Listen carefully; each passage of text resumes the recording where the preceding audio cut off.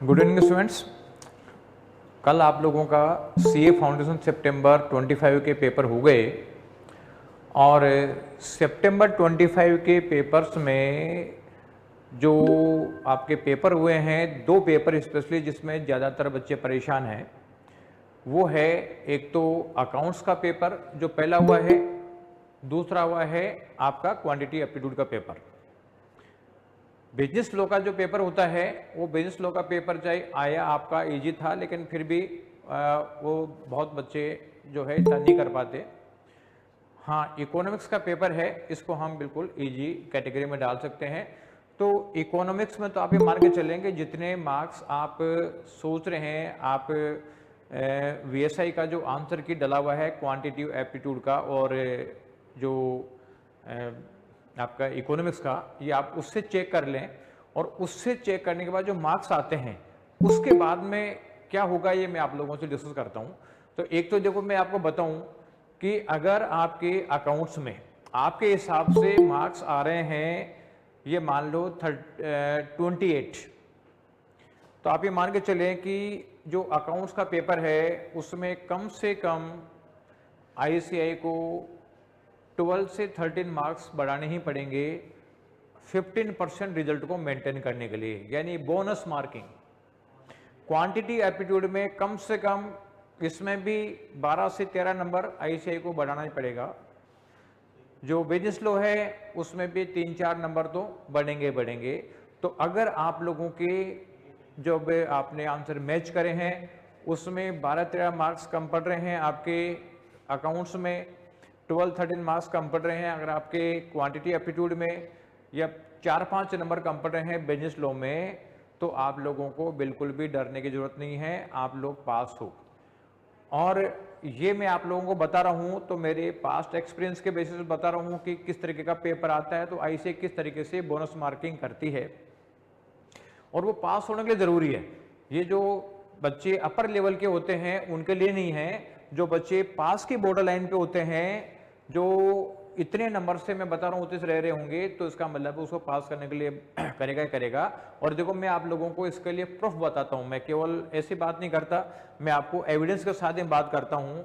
मैं आप लोगों को बताता हूँ कुछ मार्कशीट्स जो पिछले एग्जाम की है, और पिछले एग्जाम की मार्कशीट के बेसिस पे मैं आप लोगों से डिस्कस करूंगा कि किस तरीके से आईसीआई मार्क्स बढ़ाते हैं। देखो इस बच्चे के मार्क्स बता रहा हूं मैं आप लोगों को, एक स्टूडेंट है, इसके आप आंसर शीट जो आईसीआई से आप मंगाते हो, यानी आरटीआई के थ्रू जो मंगाते हो, आप देखो इसमें इस बच्चे के बिजनेस लॉ में जो मार्क्स आए हैं, आप ये देखो मई का एग्जाम है, मई 25 का, ये मार्क्स आए हुए हैं 100 में से इसने मार्क्स ऑब्टेन करे हैं 26.5, यानी 27 मार्क्स राउंड ऑफ में मान लो उसको 27 मार्क्स आए हैं।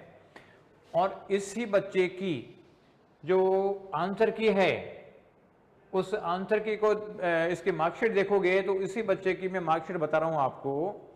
इसकी मार्कशीट में आप देखो ये बिजनेस लॉ में मार्क्स आए हुए हैं 40, यानी 27 से 40 13 मार्क्स का इंक्रीज किया है। बाकी पेपरों को मैं इसलिए डिस्कस नहीं कर रहा क्योंकि बहुत ज्यादा हो जाएगा, तो यहां इसके 13 मार्क्स का इंक्रीज हुआ है।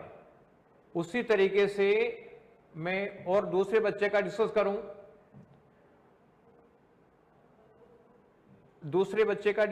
तो दूसरे बच्चे में ये है जिसकी आंसर शीट देखो आप, इसकी आंसर शीट में आ रहे हैं 40.5, यानी 41 मार्क्स हैं। और इस बच्चे का 41 के बजाय मैं आप लोगों को बताऊं, इसकी मार्कशीट बताऊं, तो इसकी मार्कशीट आप देखोगे तो आप ये देखो मार्कशीट में कितने आ रहे हैं 50, यानी इस बच्चे के 9.5 मार्क्स या 9 मार्क्स बढ़े हैं, ये मान लो आप बिजनेस लॉ में। इसी तरीके से एक और बताऊंगा मैं आपको, थर्ड स्टूडेंट,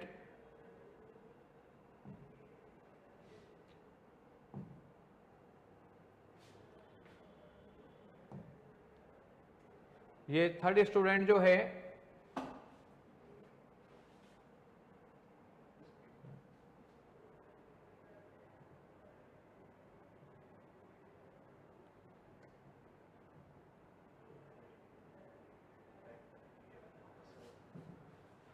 ये देखो इसके जो आप कॉपी देखोगे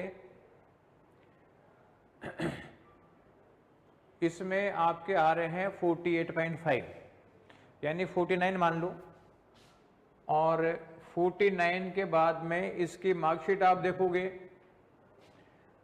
तो ये है 58, यानी ये है आपकी 58, ये 58 मार्क्स, इसके 9 नंबर बढ़े हैं। अब आप कहोगे कि साहब एक के 13 बढ़े हैं, किसी के 9 बढ़ रहे हैं, तो इसका क्या रीजन है? तो देखो इसका रीजन भी मैं बताता हूं आप लोगों को कि 2 बार मार्क्स बढ़ाए जाते हैं। एक तो देखो 3 तरीके से मार्क्स बढ़ते हैं। एक तो होता है लूज मार्किंग। लूज मार्किंग का मतलब है कि जब पेपर टफ जाता है तो आईसीआई इजी नंबर देता है, यानी नॉर्मल मार्क्स में अगर किसी पार्ट के हो सकता है कि वो आधा नंबर देता तो यहां पे 1 नंबर दे देगा, तो एक तो ये बढ़ा देता है। इसके अलावा फिर जब सारी कॉपी चेक हो जाती है, मान लो 100 एग्जामिनर्स ने कॉपी चेक करी है, हर एग्जामिनर का एवरेज निकाला जाता है, किसने कितने एवरेज मार्क्स दिए। मान लो एक एग्जामिनर ने एवरेज मार्क्स दिए 45, दूसरे ने एवरेज मार्क्स दिए मान लीजिए 42, तो इसका मतलब है कि ये थोड़ा हार्ड चेकर है, एक थोड़ा इजी चेकर है। तो इसका मतलब है कि जो हार्ड चेकर है 42 एवरेज वाला, उसके 3-3 नंबर सब बच्चों में बढ़ा दिए जाते हैं। इसके बाद रिजल्ट देखा जाता है क्या आ रहा है, फिर रिजल्ट नहीं आता तो फिर और नंबर बढ़ाए जाते हैं। जैसे मैंने 2 बच्चों के 9 मार्क्स बढ़े, एक के 13 बढ़े, तो 13 का चक्कर क्या होगा, वो हार्ड चेकर के पास कॉपी पहुंच गई होगी, तो इसका मतलब है कि 4 नंबर तो इसलिए बढ़ गए होंगे क्योंकि उसके एवरेज मार्क्स कम थे, और 9 नंबर ओवरऑल सबके बढ़े तो इसके बढ़ गए, इसलिए 13 मार्क्स का इंक्रीज हुआ। तो आप देखो 13 मार्क्स, जबकि पिछले बार जो लो का पेपर कोई इतना ज्यादा टफ नहीं था जिस तरीके से इस बार आपका मैथमेटिक्स का यानी क्वांटिटी एप्टीट्यूड का और ये जो आपका अकाउंट्स का पेपर आया है, यानी अकाउंट्स का पेपर और क्वांटिटी एप्टीट्यूड का पेपर इस बिजनेस लो के पेपर के मुकाबले में बहुत ज्यादा टफ है। तो मैंने तो ये 12-13 नंबर की इसलिए बताई है कि कम से कम इतना तो बढ़ेगा ही बढ़ेगा, इसलिए आप लोगों का इतना सा गैप आ रहा है तो दिमाग लगाने की जरूरत नहीं है। अकाउंट्स में 12-13 मार्क्स का गैप, क्वांटिटी एप्टीट्यूड में 12-13 मार्क्स का गैप, और अगर आपका लो है तो लो में अगर 4 मार्क्स का गैप है, यानी लो में 36 आ रहे हैं, डरने की जरूरत नहीं है। अगर आपका 27 मार्क्स के आसपास क्यूए में आ रहे हैं तो भी डरने की जरूरत नहीं है, और अकाउंट्स में 27 के आसपास मार्क्स आ रहे हैं, आप अपने जो आंसर की उनसे मैच कर रहे हो तो भी डरने की जरूरत नहीं है, आप पास हो और आप आराम से निश्चिंत होकर आगे की पढ़ाई कर सकते हो। तो पहले तो मैंने आप लोगों को बता दिया कि भाई ये रीजन है। अब दूसरा देखो, आप लोगों के पास अब ये इश्यू है कि अब हम क्या करें, हमारा एग्जाम हो गया और लगभग 45 डेज के बाद में रिजल्ट आएगा। अब ये इश्यू आता है कि अभी पढ़ाई चालू करें या 45 डेज के बाद रिजल्ट के बाद पढ़ाई चालू करें, क्योंकि हमें तो डाउट है कि हम लोग पास होंगे कि नहीं होंगे। तो देखो मैंने जितने मार्क्स का गैप बताया उतने मार्क्स का गैप है ना, जब तक तो आप लोगों को बिल्कुल भी डरने की जरूरत नहीं है, आप 100% पास होंगे, आप चाहे देख लेना, क्योंकि मैं तो हमेशा देखता हूं कि क्या करते हैं और रियल टाइम क्या आता है। और मैं केवल फाउंडेशन नहीं देखता, मैं तो इंटर का भी देखता हूं कि कैसे बोनस मार्किंग होती है, फाइनल का भी देखता हूं, तो आई से दबा के बोनस मार्किंग करती है, डरने की जरूरत नहीं है। अब देखो आगे जो आपका इश्यू है ये है कि हम तैयारी अभी चालू कर देंगे तो 45 डेज आगे रहेंगे, और तैयारी बाद में चालू करेंगे तो इसका मतलब है कि 45 डेज पीछे रहेंगे। अब आप समझो कि पास होने का जगलरी क्या है। पास होने के लिए एक बेसिक नीड होती है कि आपको पता है कि एग्जाम के समय 1.5 डेज का आपको रिवीजन करने का टाइम मिलता है। अगर 1.5 डेज में जिस पोर्शन को आप रिवाइज कर देते हो तो ये मान लो वो आपका है, और 1.5 डेज में रिवाइज नहीं कर सकते तो इसका मतलब है कि वो फिर आपका नहीं है। अगर आपका मान लो किसी सब्जेक्ट के 15 चैप्टर है और 15 चैप्टर में से 1.5 डेज में 12 चैप्टर रिवाइज कर पाते हो, तो 12th में से जो आएगा वो तो आप करने की पोजीशन में आओगे, 3 में से जो आएगा उसको करने की पोजीशन में नहीं आओगे। इसलिए सबसे बड़ी चीज है कि मेरा 1.5 डेज में पूरा रिवीजन होना चाहिए। और 1.5 डेज में रिवाइज करने के लिए आप ये मान के चलो कि कम से कम आपका कोर्स कंप्लीट होने में और एग्जाम के बीच में आपको 4 बार रिवीजन करना पड़ेगा, कम से कम 4 राउंड्स, और एक राउंड में 5 बार रिवीजन, यानी 20 रिवीजन करने पड़ेंगे। अगर 20 रिवीजन कर देते हो तो 1.5 डेज में आप 2 बार रिवाइज कर लोगे। तो 20 रिवीजन मस्ट है, यानी 4 राउंड में 20 रिवीजन आप लोगों को करना ही पड़ेगा, जब जाकर रिजल्ट आएगा। अब देखो यहां जो अभी जो स्टडी चालू होगी, अभी जो बैचेज चालू होंगे, तो अभी बैचेज चालू होंगे तो बैचेज तो चाहे अभी चालू करें चाहे 2 महीने बाद चालू करें, 6 मंथ का टाइम लगेगा ही लगेगा। लगभग 6 मंथ का टाइम लगता है पूरा कोर्स कंप्लीट करने में सिस्टमेटिकली आईसीएआई के स्टडी मटेरियल से, जो मस्ट है। तो 6 मंथ के टाइम में तो पढ़ाई में लगेंगे। अब रिवीजन करने के लिए कितना टाइम मिलेगा? तो मैं जो आपको 4 दिन का रिवीजन करने का टाइम बताता हूं, वो रिवीजन करने के लिए कैसे होता है कि अपनी इंटरमीडिएट में 3 मॉक टेस्ट सीरीज होती है।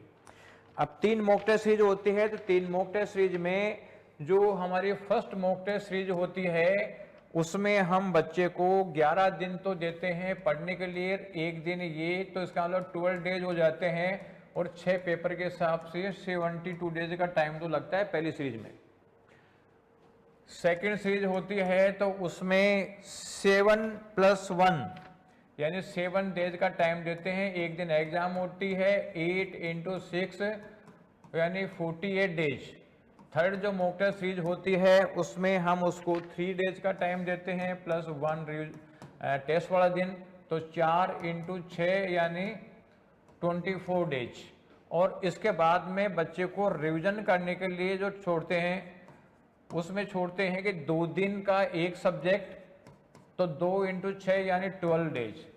तो कुल मिला के 72, 48, 24, 12 इनको ऐड करते हैं तो 156 डेज आते हैं। अराउंड ये आता है 5.2 मंथ। 2 मंथ का मतलब है 6 दिन, 5 मंथ 6 डेज, इतना टाइम इसमें चाहिए। तो इसका मतलब कि 5 डेज का टाइम रिवाइज करने के छोड़ना पड़ेगा, क्योंकि जब पहली बार आप कोर्स पूरा करोगे तो इसका मतलब है कि 11 दिन का टाइम मिलेगा, तो 11 डेज में पहली बार करोगे तो ज़्यादा टाइम लगेगा। सेकंड टाइम उसी को रिवाइज करोगे तो 7 दिन में, तीसरी बार रिवाइज करोगे तो 3 दिन में हो जाएगा, फिर 2 दिन में हो जाएगा, तो एग्जाम में 1.5 डेज में रिवाइज करने की पोजीशन में आ जाओगे, तो जो चीज़ पढ़ी है वो आपके काम आ जाएगी।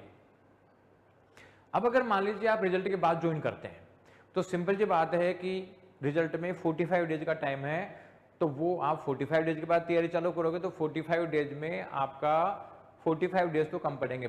अब फिर वो कंप्रोमाइज कहाँ होगा? यहाँ होगा। अब वो कैसे होगा कि 45 डेज मेरे को कहाँ से निकालना है? तो जैसे यहाँ पे 11 दिन का टाइम दे रहे हैं, 11+1, तो यहाँ मान के चलो कि फिर बाद में यहाँ पे 4 दिन कम करके फिर 7+1 होता है। यहाँ पे 7+1 है तो ये 5+1 होता है, या 3+1 है तो इसका मतलब है कि 2+1 होता है। तो 4 दिन यहाँ से बचाए, 2 दिन यहाँ से बचाए, 6 और 1 यहाँ से बचाया, 7 डेज, यानी 7 डेज जो कम होता है इंटू 6 यानी 45 2 डेज, यानी इतना कम मिलेगा। तो सोचो कि जिस चीज को 11 डेज में रिवाइज कर सकते हो, क्या वो 7 दिन में रिवाइज हो जाएगी? ये 7 डेज में रिवाइज कर सकते हो, 5 डेज में हो जाएगी, 3 दिन में रिवाइज कर सकते हो, 2 दिन में रिवाइज हो जाएगी। तो ये आपका इतना रिवीजन करने का टाइम कम होगा। तो ये मान के चलो कि हर सब्जेक्ट में लगभग 2-2, 3-3 चैप्टर ऐसे होंगे जो पूरी मेहनत करने के बावजूद भी इतने चैप्टर आप रिवाइज नहीं कर पाओगे, तो वो नुकसान उठाना ही पड़ेगा। और उसका इफेक्ट ये आता है कि ये मान के चलो कि लगभग 60 से 80 मार्क्स जो है ये डाउनफॉल आ जाता है। यानी आप इतनी ही मेहनत करोगे अभी से और उतनी ही मेहनत बाद में करोगे तो भी 60 से 80 मार्क्स का गैप तो आएगा ही आएगा। अब मान लो यहाँ पे अगर कोई 60-70 मार्क्स की वजह से अगर अटक जाते हैं एग्जाम में, तो इसका मतलब है कि हमारे लेट ज्वाइनिंग की वजह से है, लेट इफेक्ट की वजह से है। तो आप खुद सोचो कि ये इफेक्ट तो आएगा ही आएगा, इसके अलावा कोई भी उपाय आप लोगों के पास नहीं है। तो ये अर्ली ज्वाइन करने का बेनिफिट है कि अर्ली ज्वाइन करने से आपको रिवीजन करने का सफिशिएंट टाइम मिलेगा और जितनी मेहनत करी है उसको एग्जाम के समय रिवाइज कर सकते हो और उसका बेनिफिट मिल जाएगा। तो ये इश्यू है कि अभी ज्वाइन करें या बाद में ज्वाइन करें। तो आप खुद सोच लो, मैंने लॉजिकल तरीके से बताया है, और आप खुद सोचो कि जिस चीज को 11 डेज में रिवाइज कर सकते हो 7 दिन में करोगे तो या तो भागदौड़ करोगे, सारी चीज की क्वालिटी वीक हो जाएगी, या फिर जो है आप लोग जो कुछ चैप्टर छोड़ने पड़ेंगे। तो क्लास में तो जो 6 महीने का टाइम लगेगा, लगभग वो 6 मंथ का टाइम लगेगा ही लगेगा, चाहे अभी ज्वाइन करो चाहे बाद में ज्वाइन करो, तो इसका तो कोई उपाय नहीं है। तो ये मैं आप लोगों को बता रहा हूं। एक जो इश्यू अभी आता है वो आता है कि साहब हमें जो पढ़ाई करें वो कैसे करें, आईसीआई के स्टडी मटेरियल से करें या शॉर्ट नोट से करें। तो एक चीज मैं आप लोगों को बताऊं कि जो रिजल्ट सीए फाउंडेशन का 40% आता था, वो रिजल्ट आ रहा है आजकल 15%। और उस 15% के बावजूद जो रिजल्ट पहले आ रहा था उतना रिजल्ट आ रहा है। तो उसकी वजह से इफेक्ट देखोगे तो वो इफेक्ट पड़ा है। कई बार लोग ये कह देते हैं कि साहब सीए फाउंडेशन का रिजल्ट कम हुआ है, इंटर और फाइनल का बढ़ गया, लेकिन ये गलतफहमी है, ऐसा कुछ नहीं है। जैसे मान लो पहले जो 2020 तक जो कोरोना, जब ऑनलाइन क्लासों का चलन नहीं था, उस समय अगर 100 बच्चे एंट्री ले रहे थे, यानी फाउंडेशन में आए थे 100 बच्चे, तो उसमें से इंटर में 40% बच्चे आते थे, यानी 40 बच्चे इंटर में आ जाते थे। 40%, 35 से 40% का रिजल्ट रहता था उस समय। और इंटर के बाद में जब ये फाइनल में आते थे तो यानी इसका भी 10%, यानी 10% रिजल्ट दिया होता था तो 4 बच्चे पास हो जाते थे, और सीए भी हो जाते थे एट द टॉप 10%, यानी 0.4 बच्चा पास होता था। यानी एक बच्चे की 100 बच्चों की एंट्री पे 0.4, यानी एक बच्चे पास नहीं होता है अल्टीमेट जो सीए बन के निकलता है। और अब जो आ रहा है, अब आ रहा है तो 100 बच्चों के एंट्री पे 15% हो रहा है, यानी यहाँ पे 15 स्टूडेंट आए और अब इसका 12% मान लेते हैं तो 1.8 आ गए, और 1.8 का 12% मान लेते हैं तो 0.2 हो गया। तो इसका मतलब है कि जो पहले 100 बच्चों पे 0.4 बच्चे पास होते थे, अब वो 0.2 बच्चे पास होते हैं। तो कहने का मतलब ये हो गया कि पहले 250 बच्चों पे एक सीए बनता था और अब 500 बच्चों पे एक सीए बन रहा है, इतना इफेक्ट पड़ गया। तो ये मत सोचना कि आईसीआई ने फाउंडेशन का रिजल्ट तो कम कर दिया, इंटर और फाइनल का रिजल्ट बढ़ा दिया है, ऐसा नहीं है। आप देखोगे तो संख्या अल्टीमेटली जो होनी चाहिए वो कम हो गई। तो कुल मिला के ये मतलब जो रिजल्ट का डाउनफॉल है, और इसका एक ही रीजन है, और वो रीजन क्या है कि जो ये ऑनलाइन क्लासेज हैं, ऑनलाइन क्लासेज और फेस टू फेस क्लासेज में ये रात दिन का फर्क होता है कि फेस टू फेस क्लासेज में डिसिप्लिन मेंटेन होता है। सामने जब फैकल्टी पढ़ा रही है और आप सामने बैठे हुए हो, तो जैसे कोई चीज डिलीवर करती है तो बच्चों के एक्सप्रेशन से फैकल्टी को पता चल जाता है कि यार ये कंसेप्ट बच्चों के समझ में बैठी कि नहीं बैठी, तो फैकल्टी उस चीज को साथ के साथ ही बता देती है। तो इसका मतलब है कि प्रॉब्लम वही सोल्व। लेकिन वही अगर ऑनलाइन क्लास चल रही है तो आपके क्या एक्सप्रेशन चल रहे हैं, रिकॉर्डिंग चल रही है तो क्या एक्सप्रेशन चल रही है, फैकल्टी को पता ही नहीं है। इसलिए वो फैकल्टी टीवी की तरह बोलती रहती है और आप टीवी सुनते हो उस तरीके से सुनते रहते हो, और उसका कोई इंटरेक्शन नहीं होता है, टाइम पे डिसिप्लिन मेंटेन नहीं होता। और क्योंकि ऑनलाइन में तो ये होता है कि यार कभी भी देख सकते हैं, तो डिसिप्लिन मेंटेन नहीं होता, प्रॉब्लम सोल्यूशन नहीं हो पाता। इसकी वजह से ऑनलाइन क्लासों का रिजल्ट नहीं जाता। इवन वीएसआई में भी जो ऑनलाइन क्लासेज होती है, हम इतना ध्यान रखते हैं बच्चों का, कोऑर्डिनेटर अपॉइंटेड है कि हर बच्चे पे फोकस करे, लेकिन फिर भी ऑनलाइन का उतना इफेक्ट नहीं आ पाता जितना इफेक्ट फेस टू फेस का आता है। तो ये इश्यू कि फेस टू फेस पढ़ेंगे ऑनलाइन पढ़ें, तो आप ये मान के चलो कि जो ये रिजल्ट डाउनफॉल आया हुआ है इतना, इसका एक ही रीजन है ऑनलाइन क्लासेस। तो कुल मिला के आप लोग फेस टू फेस क्लासेस लो, क्योंकि कई बार ऑनलाइन पढ़ के बच्चे पास होते हैं, ऐसा नहीं होता, लेकिन जितने मार्क्स आते हैं उतने नहीं आते। मान लो एक बच्चा जिसका इंटरमीडिएट में 600 में से 500 मार्क्स ला सकता है, उसने 300 नंबर लाके पास हो गया, तो कुल मिला के आप तो कहोगे साहब पास हो गया, लेकिन उसके 200 नंबर और आ सकते थे कि स्ट्रॉन्ग तरीके से इंटरमीडिएट क्लियर कर सकता था, वो इंटरमीडिएट क्लियर नहीं कर पाएगा। तो एक बहुत बड़ा नुकसान ये हो जाता है। तो ये भी चीज आपको ध्यान रखना है। एक जो चीज आती है कि देखो प्रेजेंट टाइम में आईसीआई के स्टडी मटेरियल भी हालांकि अच्छे हो गए, लेकिन फिर भी टीचर्स से शॉर्ट नोट बहुत बना रखे, स्पेशली थ्योरेटिकल सब्जेक्ट में। जो थ्योरेटिकल सब्जेक्ट है जैसे ऑडिट हुआ, लॉ हुआ, एसएम हुआ, ये ऑडिट, लॉ और एसएम में बच्चे मॉड्यूल में तो डिटेल चीज है, लेकिन वो थ्योरेटिकल में चाहते हैं कि कोई शॉर्ट नोट बना के देते हैं। और टीचरों में, ऑनलाइन टीचरों में होड़ मची हुई है कि यार शॉर्ट नोट्स में दे दूं। तो एक जना एक पेज में, एक पेज जो है मान लो 40 लाइन का है, एक टीचर उसको 10 लाइन के नोट बना देता है, शॉर्ट नोट बना देता है। दूसरे में होड़ मची हो कि मैं 6 का बनाऊं, तीसरे हैंग में 4 का बनाऊं। तो शॉर्ट नोट्स का इतना चलन हो गया कि वो बच्चों का पेपर ठीक नहीं होता। अभी आप देखोगे कि इंटरमीडिएट में जो अभी पेपर गया है लॉ का, इतना बच्चे परेशान हो गए कि यार आ कहां से गया। बहुत सारे बच्चों के मेरे पास जैसे मान लो कॉल आते हैं, यार एक पेपर क्या मालूम कहां से आ गया। अरे भाई मॉड्यूल के बाहर तो पेपर जाने का सवाल ही नहीं है। लेकिन बच्चों ने शॉर्ट नोट्स पढ़े और आयशे होशियार है, उसने उस एरिया में से क्वेश्चन दिए जो इंपॉर्टेंट नहीं माना जाता टीचर के हिसाब से, तो बच्चों को छुड़वा दिया और उसकी वजह से बच्चों का पेपर खराब हो गया इंटरमीडिएट का।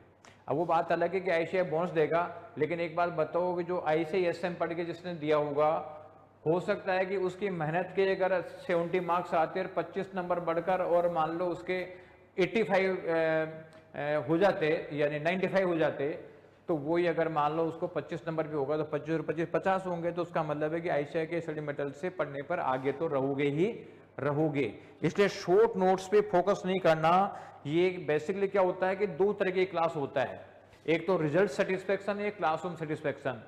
क्लासरूम सेटिस्फेक्शन में आपको क्लासों में बहुत अच्छा लगेगा, क्योंकि इसी मैटर को अगर शॉर्ट नोट्स बना के पढ़ा दिए जाए, आप लोगों को फर्स्ट क्लास लगेगा, मजा आ जाएगा। बस एक ही चीज की कमी रहेगी और वह है पास नहीं होंगे।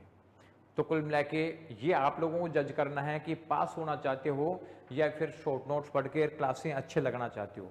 तो वीएसआई जो है हमेशा रिजल्ट पे फोकस करता है कि रिजल्ट आना चाहिए, क्लास में सेटिस्फेक्शन हो चाहे नहीं हो, इंपॉर्टेंट नहीं है। क्योंकि सीधी सी बात है कि अगर कोई 40 पेज, एक पेज में 40 लाइन है, एक 40 लाइन को समझाए और एक कोई मतलब उसमें से 3 लाइन शॉर्ट नोट करके बताए, तो लगेगा तो अच्छा 3 लाइन वाला, लेकिन वो शॉर्ट नोट्स जो है उससे रिजल्ट नहीं आता, उससे पेपर लगता है कि टफ आ रहा है। प्रैक्टिकल क्वेश्चन में मान लो कोई क्वेश्चन 10 स्टेप में सॉल्व हो रहा है, अगर फैकल्टी उसको 3 स्टेप में करा देती है, वो अच्छी लगेगी। क्यों लगेगा यार फटाफट क्वेश्चन हो गया, देखो आंसर तो मैच हो गया। लेकिन यहाँ पे आंसर के मार्क्स नहीं होते, यहाँ पे स्टेप्स के मार्क्स होते हैं। कोई 10 स्टेप है, पहले स्टेप का अलग, सेकंड का अलग, थर्ड का अलग, फोर्थ का अलग, 10 स्टेपों के अलग अलग मार्क्स हैं। तो सिंपल जी बात है कि यहाँ पे स्टेप्स क्लियर करोगे तो ही मार्क्स आएंगे, अदरवाइज मार्क्स नहीं आएंगे। तो जो ये अच्छी अच्छी क्लासें होती है रिजल्ट के मामले में नील होती, ध्यान रखना। अगर ये ऐसे ही सीए बन जाते तो आज 4,36,000 सीए नहीं होते, 40 लाख सीए होते। जैसे बाकी बीकॉम खूब लाइन लगा के हैं, आईआईटीज काफी लाइन लगा के हैं, तो ये दबा के होते, ध्यान रखना। तो ये एक ही रीजन है कि भाई यहाँ पे जो सीए है बहुत मेहनत से बनते हैं, इसके लिए आपको हार्ड वर्क करना पड़ेगा। केवल शॉर्ट नोट से, शॉर्टकट से सीए नहीं बना जा सकता। सीए का रेपुटेड प्रोफेशन है, आईसीए क्वालिटी को मेंटेन करेगा ही करेगा। इसलिए आप लोगों को इस चीज़ पे फोकस करना पड़ेगा कि किस तरीके से पढूं जिससे कि एग्जाम में पास हो जाऊं। क्योंकि मैंने एक चीज़ और बताता हूं मैं अभी आपको कि अभी जयपुर में, राजस्थान में 4th क्लास की भर्ती निकली थी। 4th क्लास की भर्ती यानी चपरासी की भर्ती, जिसमें 10वीं 12वीं की रिक्वायरमेंट थी। आप पेपर पढ़ रहे होंगे कि साहब डॉक्टरों ने एग्जाम दिया, जो बीटेकों ने एग्जाम दिया, एमबीओ ने एग्जाम दिया, और एक तो राजस्थान पत्रिका है, मैंने भास्कर में पढ़ा था कि ये जो आईआईटी वाले ने एग्जाम दे दिया। और एग्जाम कहेंगे दिया पियोन का। शुक्र है कि जिस सीए ने एग्जाम नहीं दिया। तो हमें गर्व है कि हम जिस प्रोफेशन में हैं उस प्रोफेशन के लोग जो है वो एक स्टेटस होल्ड करते हैं कि ऐसी छोटी मोटी चीजों पे वो दिमाग नहीं लगाते हैं। तो कुल मिला के आईसीआई को, गवर्नमेंट को 40 लाख सीए की रिक्वायरमेंट है, 4,36,000 सीए अवेलेबल है। अगर ऐसे ही हो जाता शॉर्टकट तरीके से तो फिर उसका वैल्यू नहीं रहेगा। इसलिए आप ये मान के चलो कि आपको हार्ड वर्क करना ही पड़ेगा, इसके अलावा और कोई उपाय नहीं है। तो कुल मिला के मेरा कहना यह है कि अभी अगर आप स्टार्ट करते हो तो आप ये मान के चलो कि आपको जो है 60-70 नंबर एक्स्ट्रा मिलेंगे बाद में, मुकाबले बाद वाले जो इनके मुकाबले में। इसके अलावा दूसरा इश्यू है कि ऑनलाइन करें फेस टू फेस करें, तो मैं कहता हूं कि फेस टू फेस जो फोकस करो, रिजल्ट तो उसी में आता है। केवल फॉर्मेलिटी थोड़ी पूरी करनी है। आईसीए के मॉड्यूल्स पढ़े या शॉर्टकट पढ़े, आईसीए के मॉड्यूल्स पढ़ना है, शॉर्टकट से नंबर नहीं आते हैं, ठीक है। तो कुल मिला के शॉर्ट नोट पढ़ने के मॉड्यूल पढ़े तो भाई शॉर्ट नोट से मार्क्स नहीं आते हैं, मॉड्यूल पढ़ने में मार्क्स आएंगे। कुछ बच्चे सोचते हैं कि यार एक ग्रुप दें दोनों ग्रुप दें, तो देखो बच्चों दोनों ग्रुप देते हो तो उससे 3 फायदे होते हैं बेसिकली। एक तो क्या होता है कि जब आपके पास एक ग्रुप देने की वजह से रिलैक्स टाइम होता है उसको वेस्ट करते हो, वही टाइम अगर आप बहुत ग्रुप दे रहे हो तो आपको लगता है कि टाइम बिल्कुल भी नहीं है तो उसको पूरा काम में लेते हो और पढ़ाई होती हो जाती है। दूसरा है कि बहुत ग्रुप से सेटअप का फायदा मिलता है। मान लो आपने दोनों ग्रुप साथ साथ दिए, पहले ग्रुप के पेपरों में 40-40 नंबर आ गए, 120 आ गए, ओनली फर्स्ट ग्रुप देते तो पास नहीं होते। सेकंड ग्रुप में मान लीजिए 60-60 आ गए, तो इसके अलावा सेटअप की वजह से पहला ग्रुप भी पास हो गया, सेकंड ग्रुप भी पास हो गया। तो बहुत सारे बच्चे जो बहुत ग्रुप पास होते हैं उसका एक रीजन सेटअप का होता है, इसलिए बहुत ग्रुप बेनिफिशियल है। और सिंपल ये बात है कि सीए के बाद में जो क्वालिटी चेक होती है, जॉब लगते हैं, उसमें उसका वैल्यू ज़्यादा होता है जिसने दोनों ग्रुप एक साथ दिए हैं, और एक एक करके देता है उसका वैल्यू कम होता है। तो अब आप ये देखें कि 29 अगस्त से 29 अगस्त से बीएसआई में मिशन 100% बैच चालू हो रहे हैं। मिशन 100% हम इसलिए बोलते हैं कि इसमें इतना सफिशिएंट टाइम होता है कि इसके सिस्टम को फॉलो कर दिया जाए तो इसका मतलब है कि पास होना निश्चित है, कोई भी डाउट नहीं है। तो मिशन 100% बैच स्टार्ट हो रहे हैं। इसमें इनिशियली आपको रजिस्ट्रेशन के समय 25,000 की फीस जमा करानी है। पास हो गए तो आगे रिमेनिंग फीस जमा करानी है, और अगर वाई दावे किसी वजह से पास नहीं हो पाए तो जो ये 25,000 हम ले रहे हैं ये पूरा का पूरा रिफंडेबल है, यानी आप लोगों को मिल जाएगा। तो कुल मिला के आप लोगों को ऐसा फाइनेंशियल लॉस भी नहीं है कि भाई अगर मैं नहीं हुआ तो फिर क्या होगा। लेकिन आप सोचो कि अभी आपने चालू नहीं करके रिजल्ट के बाद चालू करोगे तो सिंपल सी बात है कि फिर इंटर का पास होना बहुत मुश्किल हो जाएगा। और यहाँ पे आजकल पहली बार में पास होना बहुत ज़रूरी है। क्यों है कि जैसे अभी सितंबर है, अब अगले सितंबर में इंटर में बैठोगे और फिर नवंबर में रिजल्ट आएगा, नवंबर के 10 नवंबर के आसपास रिजल्ट आता है, तो अगली एग्जाम में 40 दिन का टाइम बचता है। तो ये बताओ कि जो 11 महीने की तैयारी से पास नहीं हो पाए वो 40 डेज की तैयारी से पास हो सकता है क्या? बिल्कुल नहीं हो सकता। तो फिर वो एक जो एग्जाम देता है और फिर उसको छोड़नी पड़ जाती है। तो कुल मिला के बिगिनिंग से ही आपको प्लानिंग सही लेके चलनी पड़ेगी। अगर बिगिनिंग से सही प्लानिंग लेके चलोगे तो रिजल्ट में आप लोगों को कोई भी दिक्कत नहीं आएगी। तो कुल मिला के आप लोगों को पूरा पॉजिटिविटी के साथ मेहनत करनी पड़ेगी, जब जाके अपना पर्पज सोल्व होगा। तो ये तो रही मेरी बात। अब आप लोगों को कोई क्वेरी पूछनी है तो हैंड रेज करके और आप पूछते जाओ। सबसे पहले है शशिकांत,